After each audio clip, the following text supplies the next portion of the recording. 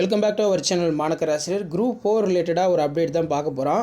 Already group 4 result வந்து கொடுத்துருந்தாங்க. இப்போ குரூப் 4 சான்றிதழ் சரிபார்ப்புக்கு தேர்வாளர்களுடைய பட்டியல் வந்து பார்த்தீங்கன்னா வெளியிடப்பட்டிருக்கு. இதை பற்றி இந்த வீடியோவில் பார்க்கலாம். டிஎன்பிசி ரிலேட்டட் அப்டேட் தெரிஞ்சுக்கிறதுக்கு மாணக்கர் ஆசிரியர் சேனல் சப்ஸ்கிரைப் பண்ணிக்கோங்க. டிஎன்பிசி செயலாளர் எஸ் கோபால சுந்தர்ராஜ் நேற்று வந்து பார்த்தீங்கன்னா ஒரு ப்ரெஸ் ரிலீஸ் பண்ணியிருந்தார். அதில் கடந்த ஜூலை மாதம் நடத்தப்பட்ட ஒருங்கிணைந்த குரூப் 4 தேர்வு முடிவுகள், தேர்வாளர்களுடைய மதிப்பெண் தரவரிசை பட்டியல் விவரங்கள் தேர்வாணையத்துடைய இணையதளத்தில் www.tnpcgovernment.in கடந்த 22ஆம் தேதி வந்து பார்த்தீங்கன்னா வெளியிடப்பட்டது அப்படிங்கிற மாதிரி சொல்லியிருக்காங்க.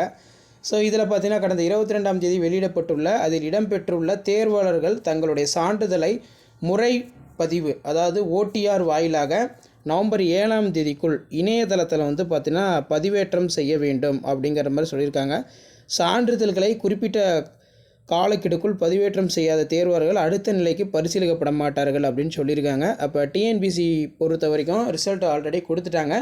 ஸோ இருந்தாலும் வந்து பார்த்திங்கன்னா இதில் மெயினாக அவங்க சொல்ல வேண்டியது அந்த சர்டிஃபிகேட்ஸ் வந்து அப்டேட் பண்ண சொல்லியிருக்காங்க. கடந்த ஜூலை மாதம் நடத்தப்பட்ட ஒருங்கிணைந்த குரூப் 4 தேர்வு முடிவுகள், தேர்வாளர்களுடைய மதிப்பெண் தரவரிசை பட்டியல் விவரங்கள் தேர்வாணையத்தின் இணையதளத்தில் வெளியிடப்பட்டது. 22ஆம் தேதி வெளியிடப்பட்டுள்ள அதில் இடம்பெற்றுள்ள தேர்வாளர்கள் தங்களுடைய சான்றிதழ்களை ஒருமுறை பதிவு அந்த ஓடிஆர் வாயிலாக நவம்பர் 7ஆம் தேதிக்குள்ளே வந்து பார்த்தீங்கன்னா அப்டேட் பண்ணணும் அப்படின்னு சொல்லியிருக்காங்க. ஸோ இதான் அப்டேட்டு. உடனுக்குடன் டிஎன்பிசி ரிலேட்டட் அப்டேட் தெரிஞ்சுக்கிறதுக்கு மாணக்கர் ஆசிரியர் சேனல் சப்ஸ்கிரைப் பண்ணி கீழே இருக்கிற பெல் ஐக்கானை ப்ரெஸ் பண்ணி ஆன் பண்ணுவீங்க.